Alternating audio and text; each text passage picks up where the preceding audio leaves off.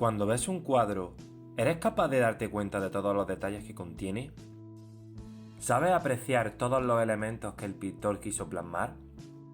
En el mundo del arte, los autores dotan a las imágenes de numerosos elementos que las enriquecen y las hacen únicas, pero muchas veces no nos damos cuenta de los detalles porque no sabemos mirar adecuadamente. En estos talleres te enseñaremos a saber mirar un cuadro.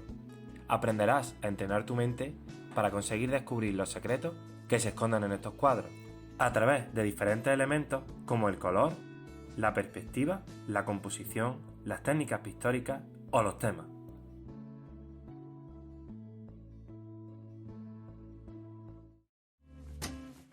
En el vídeo anterior vimos la importancia de los colores para transmitir emociones, ambientes y sensaciones. También vimos que no estaban ahí por casualidad, siempre había una intencionalidad por parte del artista. Hoy nos toca hablar de otro aspecto importante de las obras de arte pictóricas. Observad qué ocurre conforme voy ampliando la imagen.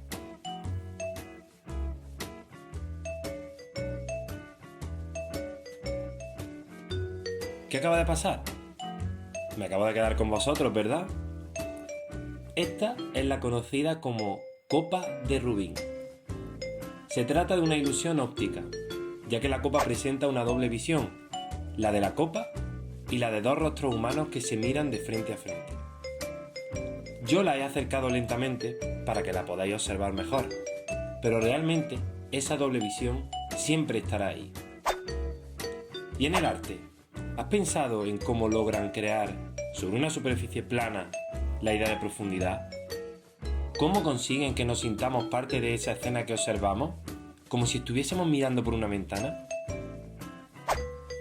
El artista usa lo que se conoce como perspectiva. Esta palabra proviene del verbo latino perspicere y significa mirar desde lejos. Es la técnica pictórica que representa los objetos de tres dimensiones, altura, anchura y profundidad, sobre una superficie plana, con la intención de transmitir la sensación de que el cuadro es una copia de los objetos tal y como se verían en la realidad, pero a una cierta distancia.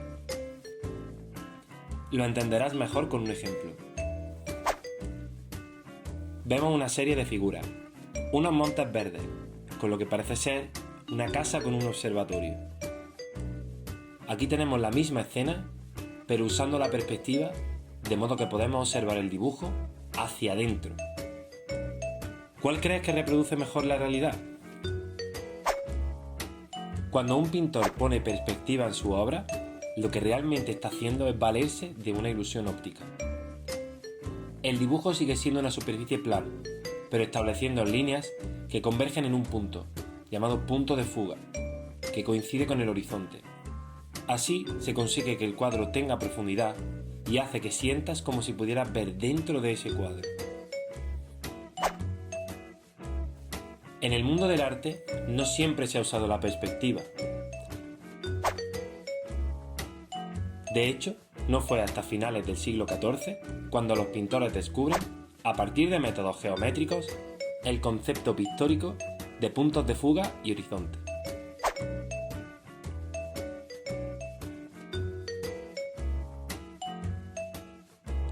Observa cómo ha ido evolucionando la perspectiva a lo largo de la historia del arte. Interesante, ¿verdad?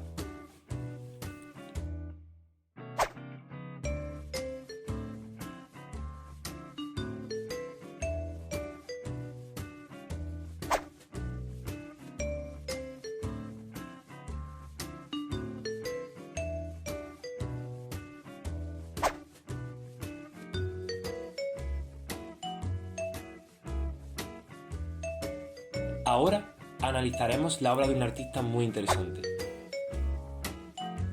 Se trata del holandés M.C. Escher, creador de dibujos laberínticos en los que construye mundos imaginarios, infinitos, basados en juegos de planos, volúmenes tridimensionales y en perspectivas imposibles de elementos sin principio ni fin. Sus obras son toda una conjunción perfecta entre las matemáticas y el arte. En este cuadro, en concreto, Se trata de una litografía realizada en el año 1956. Nos encontramos con un cuadro complejo. A simple vista, observamos que nuestro protagonista es un joven que observa un cuadro. Este cuadro se trata de un grabado del puerto de Senglea, en Malta. Aquí es donde entra la parte interesante, el desafío de la perspectiva y de la lógica. Escher crea un juego de distorsiones, donde la parte superior derecha del cuadro que está observando se amplía hacia la parte superior derecha de nuestra imagen. Así, observamos que uno de los edificios incluidos es la propia galería donde se encuentra el personaje observador, y dentro de ella podemos ver a este mismo observando el cuadro de espaldas. El efecto cíclico permite que el observador se observe a sí mismo de manera constante.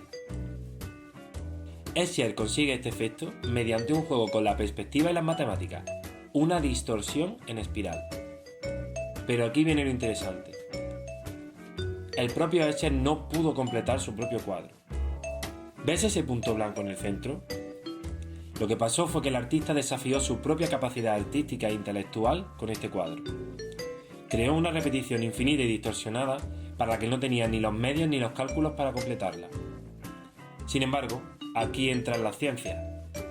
Años más tarde, un científico holandés, Hendrik W. Lenstra, se embarcó en la búsqueda de este hueco en blanco en el centro del cuadro y desentramó las matemáticas ocultas que había en él. Descubrió que el tamaño de los cuadros de la trama crecían según se movían desde el centro hacia afuera y viceversa. Esto te recuerda algo, ¿verdad?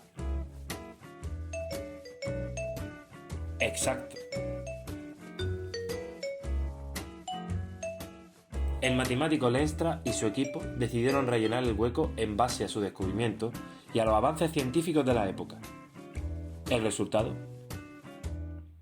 lo consiguió.